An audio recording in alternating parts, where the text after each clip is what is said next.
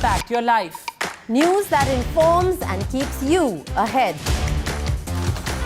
From maximum city, Mumbai, To the seat of power, Delhi. NDTV brings you the best breakfast show.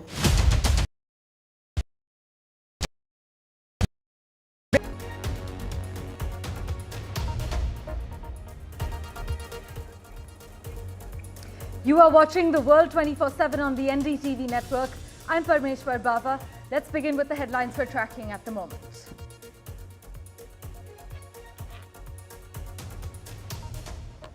Israeli staged mass protests against Prime Minister Benjamin Netanyahu after the bodies of 6 hostages were recovered in Gaza, including an Israeli-American dual national. A major trade union has called a general strike today.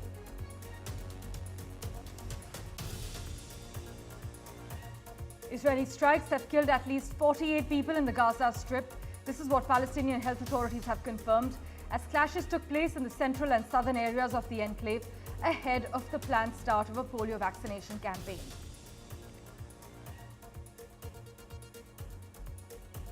Prime Minister Modi will be in Brunei on the 3rd and 4th of September on a bilateral visit.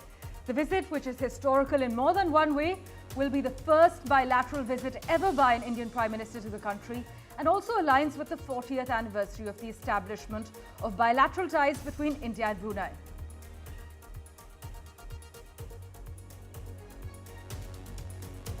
And according to the latest poll, US Vice President and Democrat presidential nominee Kamala Harris holds a 4-point lead over former US President Donald Trump.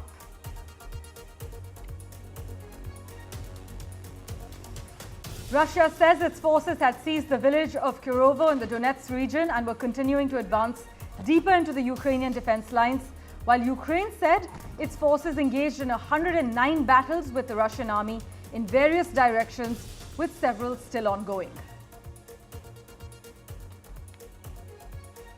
Russia says it will shift its nuclear doctrine due to the escalation course of our Western adversaries. The announcement came as Kyiv pushed its allies again for permission to use their long-range weapons inside Russia. Germany's far right made historic gains, winning a state election for the first time as per exit polls. United Nations Children's Fund, UNICEF, has issued an emergency tender for the procurement of monkeypox vaccines in view of its rapid spread. Mpox has been declared as a public health emergency, as you know, by the World Health Organization.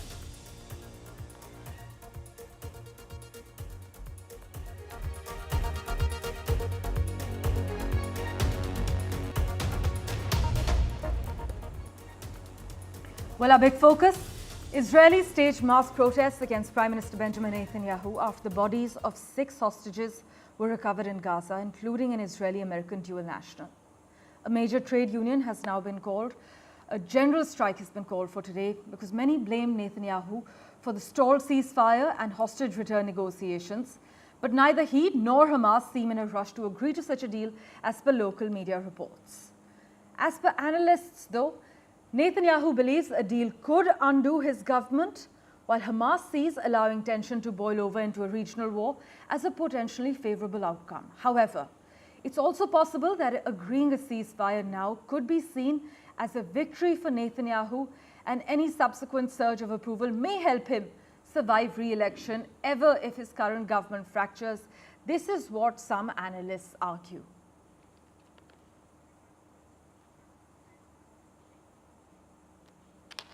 אנחנו ביום קשה. לב העם כולו נקרע. יחד עם כל אזרחי ישראל, הזדעזעתי עד עמקי נשמתי מהרצח הנורא בדם קר של 6 מחטופינו. המאמצים שלנו לשחרר את חטופינו נמשכים כל העת.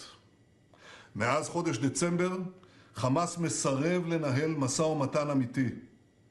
לפני 3 חודשים, ב-27 במאי, ישראל הסכימה לעסקת שחרור חטופים בגיבוי מלא של ארצות הברית. החמאס סירב. With that, let's get you a quick update as far as the US presidential race is concerned. Vice President Kamala Harris entered Labor Day weekend with a national polling lead over former President Donald Trump in the race for the White House. But the race still seems up for grabs. Kamala Harris's lead in Minnesota has been halved by Donald Trump, one new survey showed, despite the state governor, Tim Walz, joining the Democratic ticket. The most recent poll by Survey USA has found that Kamala Harris is now leading Trump 48% to 43% in the must-win swing state. But though still healthy, her lead has shrunk to 5 percentage points in the space of a month, having led 50% to 40% in a poll conducted between the 23rd and 25th of July. But the new poll surveyed included about 600 likely voters, and as far as swing states are concerned, it is quite the race to the White House. But the latest poll showing Kamala Harris with a comfortable 4-point lead over the former US president.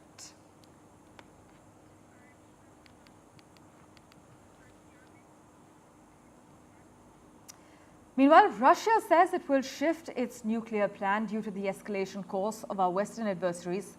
The announcement actually came as Kyiv pushed its allies again for permission to use their long-range weapons inside Russia. Nevertheless, Ukraine's push into Russia continues.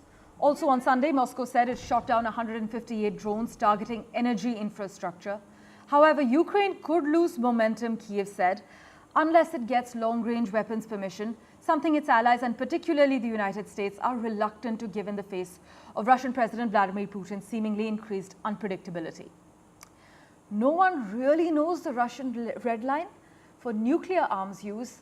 This is what a former Soviet arms negotiator has also asserted.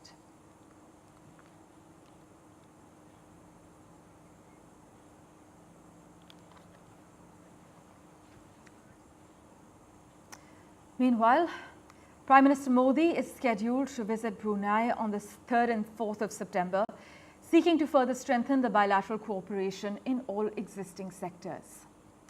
This will be the first bilateral visit of an Indian Prime Minister to Brunei, and the visit will also mark 40 years of the establishment of diplomatic ties between both our countries. It is a crucial visit, with the Indo-Pacific being highlighted, but our Prime Minister will also visit Singapore. This will be on the 4th and 5th of September at the invitation of Prime Minister Lawrence Wong, with a goal to play a bigger role in the region where China has a major influence, as you are well aware, stepping up engagement with Southeast Asia after hosting Prime Ministers of Vietnam and Malaysia in the past one calendar month. In fact, Brunei is an important partner in India's Act East policy and its vision of the Indo-Pacific as well. So this is being seen as a historic visit for more than one reason.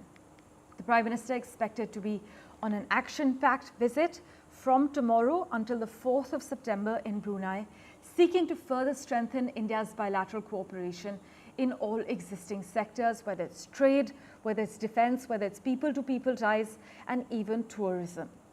This will be the first bilateral visit of an Indian Prime Minister to Brunei, as I just mentioned. And it doesn't end there. Prime Minister Modi will then touch down in Singapore. He has been invited by Lawrence Wong there. The goal in Singapore is to play a bigger role in the region where China actually has a major influence, stepping up engagement with Southeast Asia after actually hosting the PMs of Vietnam and Malaysia in the past one calendar month.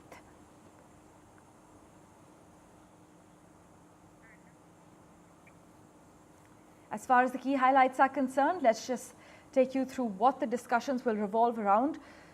While the visit is expected to strengthen cooperation in all existing sectors, the key focus is on defense, on trade and investment, as well as the energy and technology sector.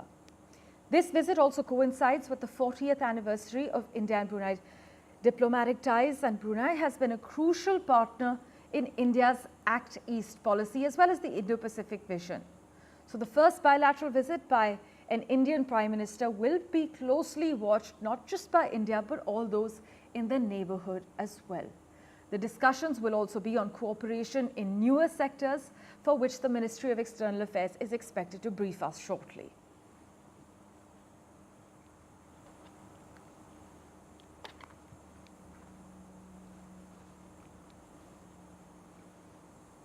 As I mentioned, Brunei is an important partner in India's Act East policy and its vision of the Indo-Pacific, India has also increased focus on the Southeast Asia sector, the area, and the strategic pivot towards the Indo-Pacific. This as China continues to expand its presence through economic and military means.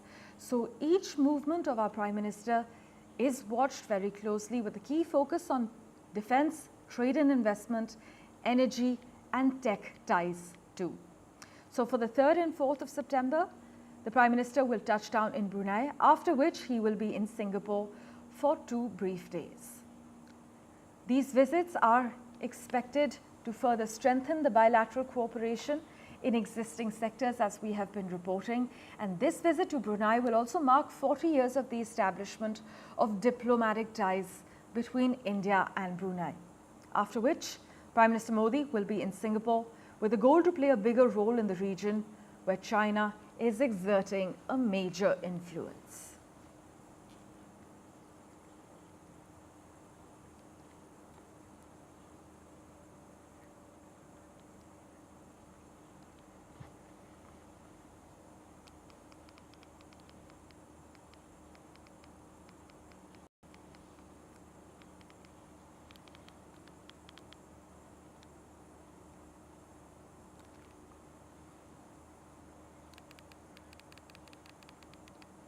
Right, joining us for a ground report from Manila at the moment, Don McLean-Gill. He's a lecturer in the Department of International Studies at the De La Salle University in Manila. Thanks so much, Don, for making time for us. As we are well aware, Brunei is an important partner in India's Act East policy and its vision of the Indo-Pacific. How do you see this visit impacting India's ties with Brunei? Are there any specific sectors both countries stand to gain from in particular? I couldn't hear the anchor. Am I audible to you now, Don? Hello? Are we audible to you now, Don? Right, we seem to be having a technical issue with that audio line with Don McLean-Gill joining us live from Manila. But as I mentioned, India's increased focus on Southeast Asia and the strategic pivot towards the Indo-Pacific as China continues to expand its presence through economic and military means. This upcoming engagement with Brunei and Singapore, it's being viewed as a broader strategy to build robust regional alliances and promote stability in the Indo-Pacific as well. With that, let's turn our attention now to Gaza, where a polio vaccination campaign has started. An ambitious effort by health authorities there to vaccinate over 640,000 Palestinian children against the backdrop of a devastating war that has destroyed the territory's healthcare system, and it's in shambles as we speak. The campaign comes after the first polio case in 25 years was reported in Gaza, involving a 10-month-old boy who is now paralyzed in one leg.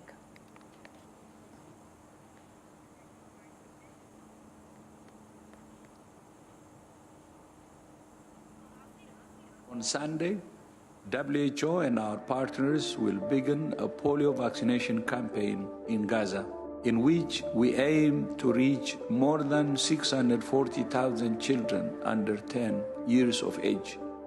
The campaign will involve 2 doses of vaccine given in 2 rounds, 4 weeks apart. More than 1.2 million doses of vaccine have been delivered to Gaza, and 400,000 more doses will arrive soon. We have trained more than 2,180 health workers and community outreach workers to provide vaccination and inform communities about the campaign. Our aim is to reach at least 90% vaccination coverage during each round of the campaign to stop the current outbreak and prevent the international spread of polio. The campaign will be delivered in a phased approach over 3 days in each round, starting with Central Gaza, followed by South Gaza, and then North Gaza. I welcome the commitment to humanitarian pauses in specific areas to allow the vaccination campaign to be carried out. The vaccination teams must be protected and allowed to conduct the campaign safely. We urge all parties to ensure their protection and that of health facilities and children. Humanitarian pauses are welcome, but ultimately, the only solution to safeguard the health of the children of Gaza is a ceasefire. The best medicine is peace. Mohammed Ghazali joins us live for an update. He's been tracking the finer details for us. Ghazali, the polio vaccination campaign has started in Gaza and there's a pause in fighting for this vaccination campaign. Yeah, the polio campaign for vaccination of these kids have started, but it is a very hyper-localized pausing of war. That the war has stopped near the centers where these vaccination will be carried out among the kids. The WHO officials or the volunteers who are practicing or who are operating in Gaza Strip are active yet again, but the attacks is still continue. So the vaccination program, though it is being claimed that perhaps it has paused the war, has not paused those attacks which Israel carries out. But as of now, even yesterday, people were killed in Gaza, even aerial strikes happened in Gaza. But WHO also claims that the vaccination program is also going on. Many children have been giving the vaccination for the polio, the outbreak which has happened in the war there. It is a major challenge for the healthcare workers. It is a major challenge for the WHO volunteers who will have to gather these kids and to organize this camp for the vaccination.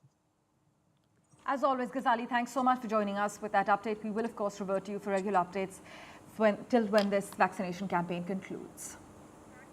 With that, let's turn our attention now to Germany, where a far-right party has become the biggest force in parliament for the first time since the Second World War. This is what exit polls are showing at the moment, while a new populist force on the left established a firm foothold in the country's political landscape. Though the populist and anti-immigration alternative FR Deutschland party fell short of a majority in the state of Thuringia and likely won't be part of a governing coalition, it's showing there.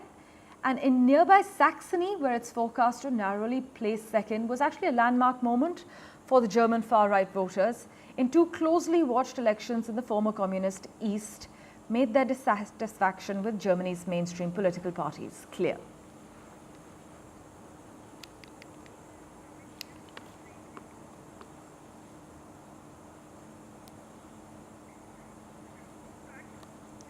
Well, news and updates continue in a moment right after this very short break.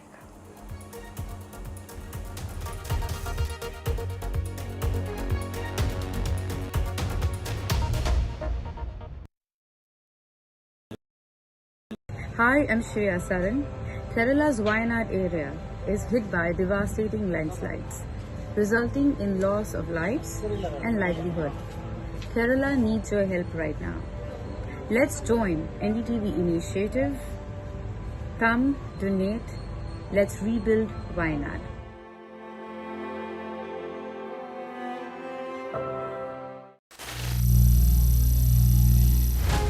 Some people say the metaverse will only be virtual. One day this lecture hall will be made of code, and driverless cars would be trapped in intersections. But even in this maze of the future, you can't wish away health. It's time to become more resilient.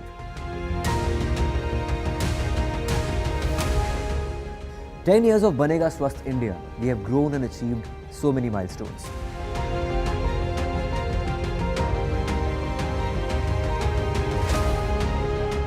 And now I have a plan to beat the urgency, to stop breathing with difficulty, to relieve getting choked with inactivity.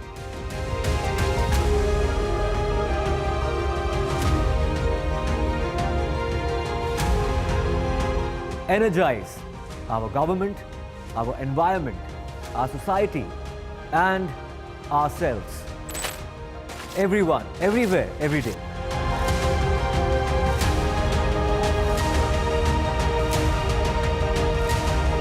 Banega Swasth India. One world hygiene. Stay informed and entertained with the new and updated NDTV News app. You can watch all our channels live, listen to podcasts, read breaking and exclusive news from around the world and more. Download the NDTV app today and get access to the best journalism and storytelling on your smartphone or tablet. The NDTV app. News that matters to you. Landslide devastation in Kerala's Wayanad. Join NDTV's initiative. Donate for Kerala.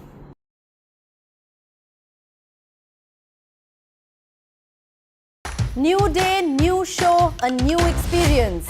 Start your day with the news, not views. We bring you stories that matter. And impact your life.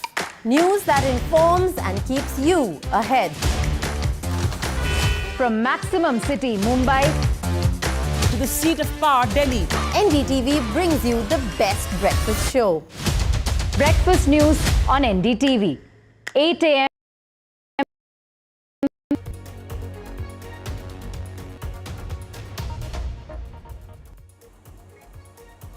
Welcome back. After a months-long standoff over disinformation, a Brazilian Supreme Court judge banned billionaire Elon Musk's social media network, X, in the country.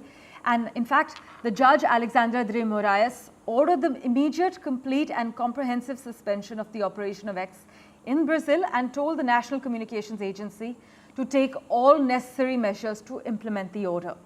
Now, the judge also threatened a fine of $8,900 to anyone who used tech subterfuges to actually get around the block, like using VPNs or virtual private networks in order to circumvent the ban.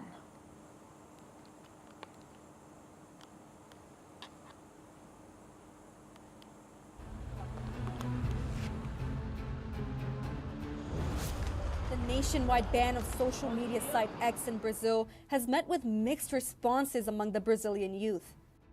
The popular platform was banned by the Brazilian Supreme Court on Friday after a months-long politically charged feud between Brazil's top court and tech billionaire Elon Musk.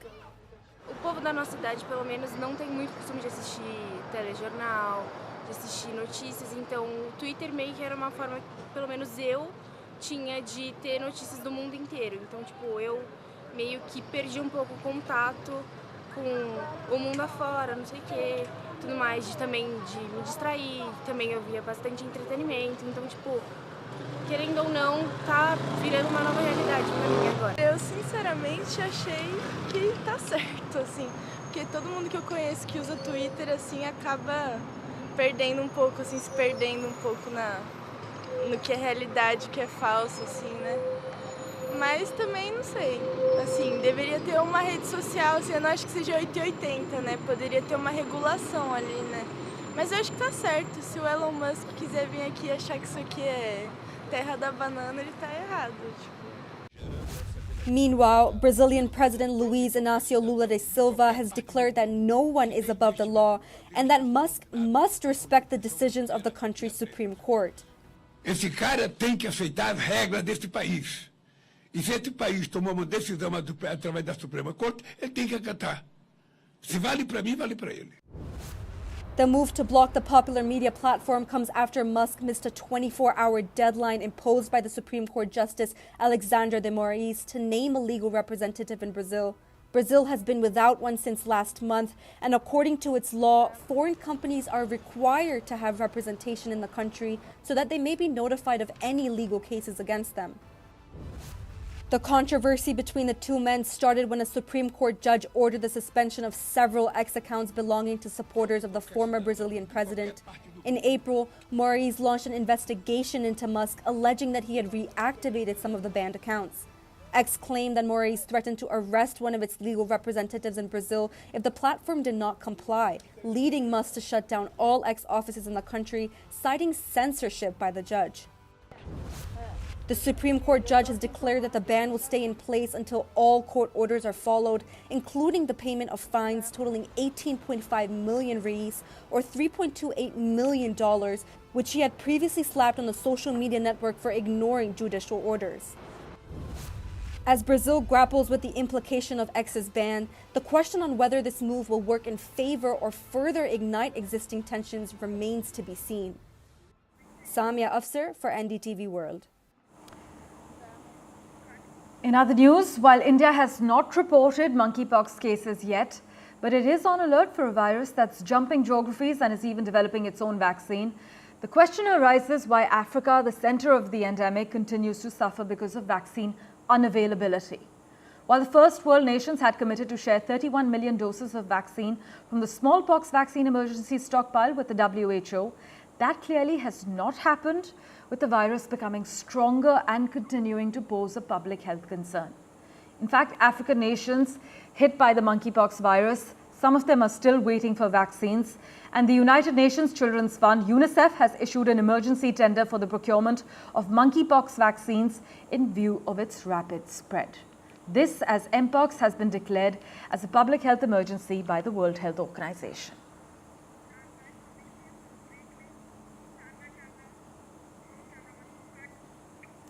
Thank you for investing your time and watching this edition of The World 24/7. We'll keep tracking the latest updates for you. Do stay tuned. We also have The Breakfast Show coming up.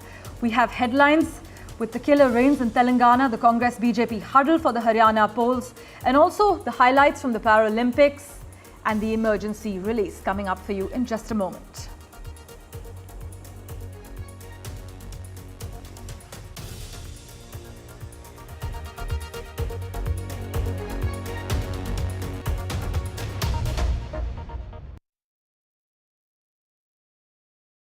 Hi, I'm Shreya Saran. Kerala's Wayanad area is hit by devastating landslides, resulting in loss of lives and livelihood. Kerala needs your help right now. Let's join NDTV initiative. Come, donate, let's rebuild Wayanad.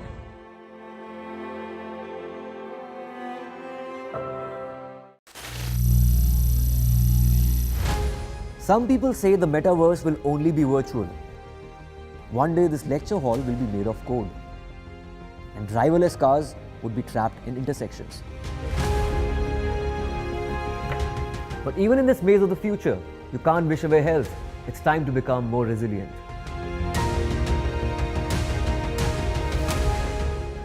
"10 years of Banega Swasth India, we have grown and achieved so many milestones.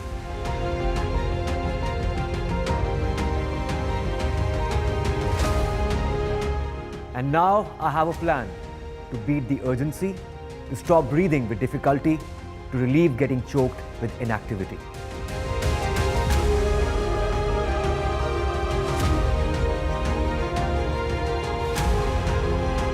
Energize our government, our environment, our society, and ourselves.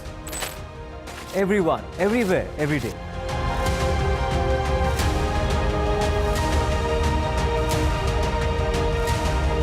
Banega Swasth India. One world hygiene. Stay informed and entertained with the new and updated NDTV News app. You can watch all our channels live, listen to podcasts, read breaking and exclusive news from around the world and more. Download the NDTV app today and get access to the best journalism and storytelling on your smartphone or tablet. The NDTV app. News that matters to you. Landslide devastation in Kerala's Wayanad. Join NDTV's initiative. Donate for Kerala.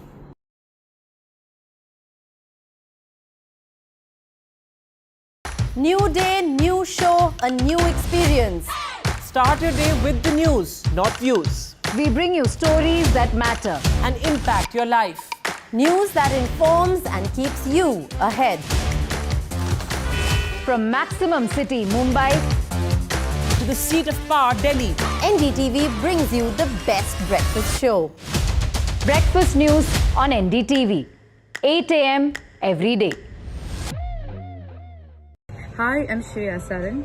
Kerala's Wayanad area is hit by devastating landslides, resulting in loss of lives and livelihood. Kerala needs your help right now. Let's join NDTV initiative. Come, donate, let's rebuild Wayanad.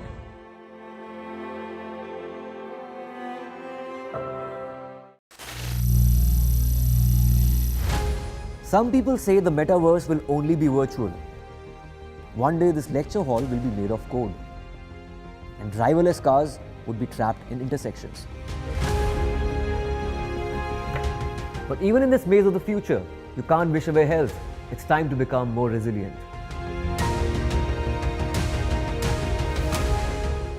"10 years of Banega Swasth India, we have grown and achieved so many milestones.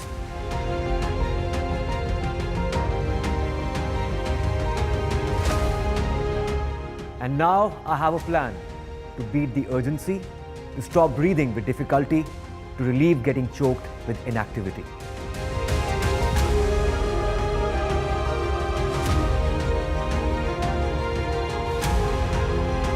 Energize our government, our environment, our society, and ourselves. Everyone, everywhere, every day.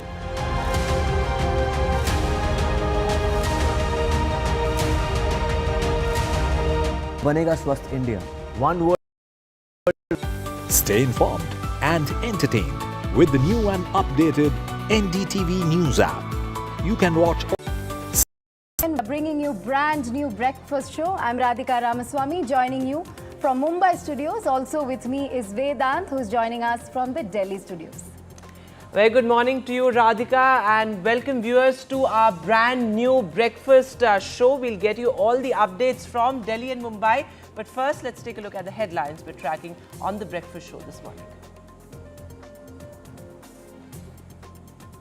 Release of Kangana's Emergency postponed. The film board yet to give its nod to emergency. This as the Film Certification Board seeks more cuts to the film.